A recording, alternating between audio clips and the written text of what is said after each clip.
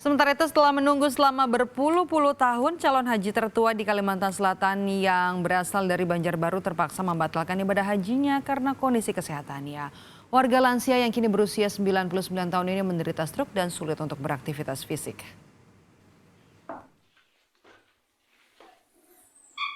Norsehat Syukur Dacil, calon haji tertua asal Banjarbaru, Kalimantan Selatan, kini telah berusia 99 tahun. Norsehat seharusnya masuk dalam kloter haji tahun ini yang akan berangkat ke Tanah Suci. Namun perjalanan ibadah hajinya harus dibatalkan oleh keluarga, karena Norsehat sudah sulit beraktivitas karena menderita stroke. Ia kini hanya bisa berbaring di lantai rumahnya dan diurus oleh keponakannya.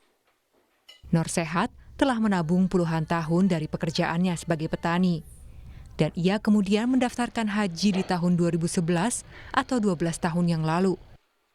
Dan di tahun 2021, seluruh biaya hajinya telah dilunasi. Ini sudah sejak lawas kan? Setahun sudah. Oh, berarti selama 1 tahun inilah.